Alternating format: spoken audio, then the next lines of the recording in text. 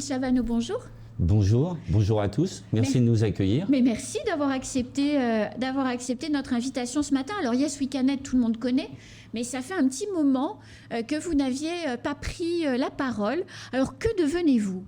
On avance. On se revendique une association travaillant sur l'innovation et le social. Et à partir de là, on a des nouveaux projets que je me permettrai de vous exposer. Eh bien, allez-y, c'est l'occasion. Mais au départ, je dirais quand même qui sommes-nous. On est avant tout une association qui travaille sur l'environnement et l'économie sociale et solidaire.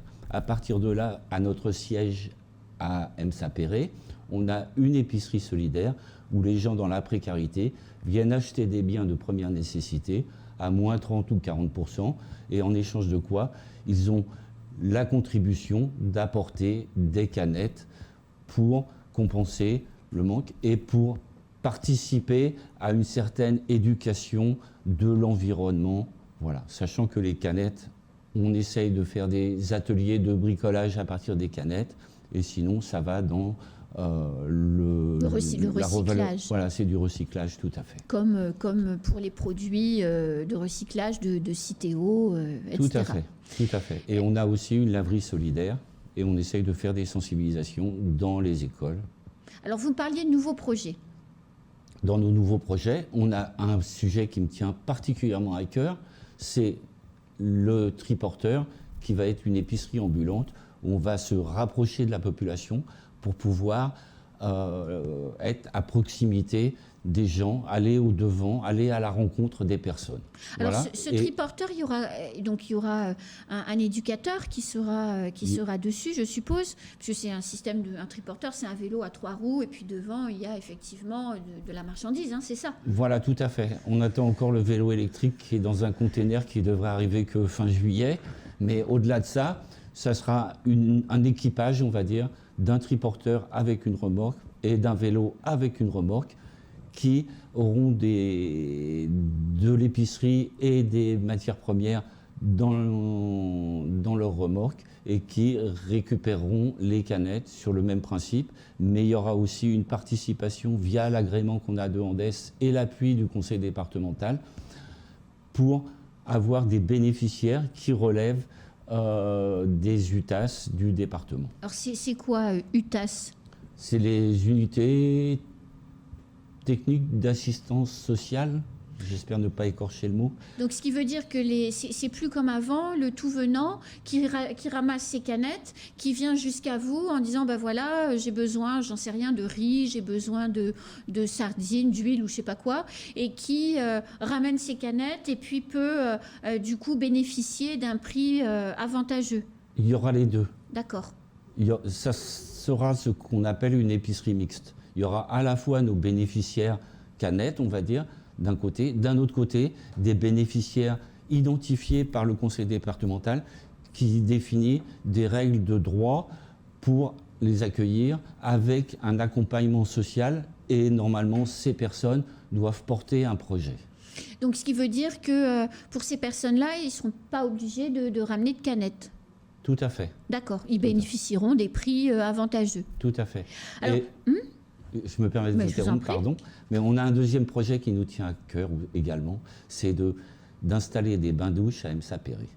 Alors, c'est quoi ça ? Des bains-douches. Je vais vous poser une question. Combien il y a de bains-douches à Paris ? J'en vois un, moi, dans le 19e, autour de la place des Fêtes, mais... il y en a 14 à Paris. Combien il y en a à Mayotte ? 0. Voilà. Est-ce que vous ne pensez pas que c'est un besoin ? Je ne sais pas à quoi sert. En fait, en réalité, pour être très honnête avec vous, je ne sais pas à quoi sert des bains-douches. Un bain-douche, ça sert à avoir une hygiène corporelle suffisante, à ne pas aller se laver dans la rivière, à respecter soi-même, respecter les autres et apprendre à avoir une réelle hygiène et un certain confort de vie et pouvoir être, je vais très mal le dire, mais être un peu présentable quelque part. Voilà. Et donc, vous voudriez mettre en place un projet de bain-douche à EMSA-Perret également ? Tout à fait, tout à fait. À proximité de notre siège, sur le rond-point, près de la halle aux poissons, par là, on voudrait installer des bains-douches pour que les gens puissent être accueillis. Ça sera aussi un lieu de médiation quelque part, parce qu'il y a le bain-douche à proprement parler, mais il y a aussi tout le contact social et relationnel qu'on crée autour de ce point d'appui. Et vous en êtes où de ce projet? On attend des financements, on attend des accords. Et vous avez trouvé le local? On va certainement s'appuyer sur un local soit qui existe et qui est réellement vétuste et qu'il faudra rénover, soit sur un système de préfabriqué qu'on apporterait directement en fonction des containers qui peuvent arriver à Mayotte. Oui, c'est important de préciser ce point. Dans la situation dans laquelle on est, c'est effectivement important. Alors, je crois aussi que vous organisez ce week-end dans le sud, à Musical Plage, si je ne me trompe pas, voilà, un festival éco-musical. Alors, qu'est-ce que c'est? Alors, on organise ce festival, exactement, c'est au Majou, et c'est le 2 juillet de 9h à 19h. On a voulu que ça soit une fête ludique, festive et familiale pour pouvoir rassembler un maximum de personnes autour des thèmes qui nous tiennent à cœur, qui sont l'environnement, le développement durable et les différents partenaires associatifs qui travaillent dans l'économie sociale et solidaire. Et alors, on va y faire quoi, Musical Plage, le 2 juillet, entre 9h et 19h? Alors, où on est très fiers, c'est que tout le monde a répondu présent de façon très large. Toutes les associations assez importantes nous ont dit oui, nous on veut venir, on souhaite venir. Et on a eu la même démarche vis-à-vis des artistes et on a un plateau d'une vingtaine de partenaires et de 8 musiciens et des artistes peintres et graffeurs qui vont être là et vont animer, sachant qu'on souhaite que ce festival, le festivalier ne soit pas passif, mais soit réellement un acteur au travers des stands auxquels il pourra participer, au-delà d'écoute de la musique. Donc en fait, on va pouvoir écouter donc de la musique, on va pouvoir voir des artistes produire des œuvres, je suppose. Il y a des conférences, il y a de la restauration. Comment ça se passe? Tout à fait. Il y a 4 zones en fait. Il y aura une zone de restauration avec différents ateliers, dont Avis, Corinne et Irène, qui ont une structure agricole. Oui. Pas très loin d'ailleurs. Dans les parages, tout à fait. Et il y aura donc un village où il y aura des stands où les enfants ils pourront découvrir l'écologie au travers de la Croix-Rouge, par exemple, sur la thématique de l'eau, mais aussi au travers du ramassage des déchets ou des tris. Et il y aura la scène qui sera ouverte aux acteurs. Et il y aura donc des actions, dont la construction d'un igloo à Mayotte. La construction d'un igloo à Mayotte. Un igloo, mais avec de la glace?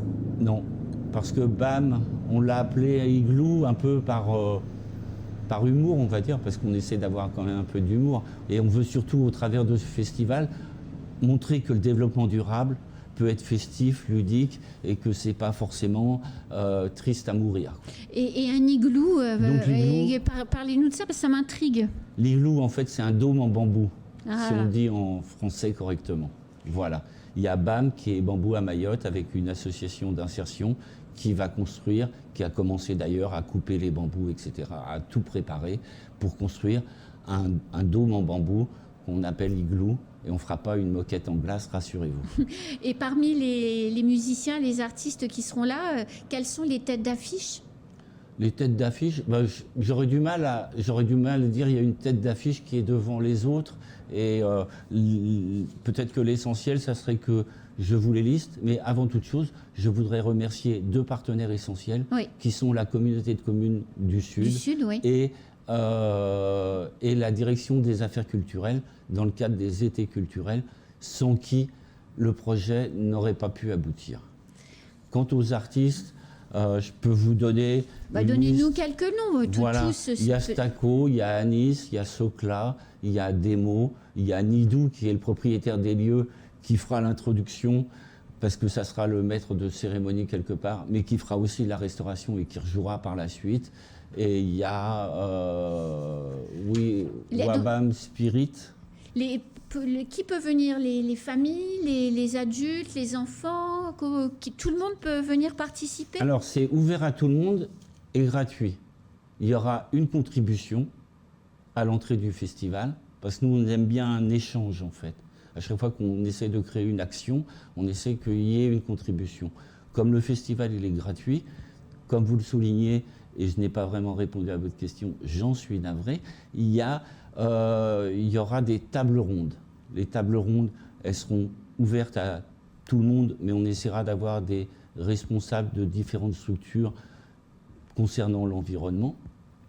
Et on souhaite que les festivaliers, à l'entrée du festival, posent la question qu'ils aient envie de poser. En matière d'environnement. En matière de développement durable. Voilà. Eh bien, écoutez, on se retrouve donc le 2 juillet à Merci beaucoup. Je compte sur vous. Merci beaucoup. Bonne journée à tous. Bonne journée. Merci de Merci. ce que vous faites et de votre engagement. Merci. C'est la fin de ce temps de parole. Tout de suite, la suite de nos programmes.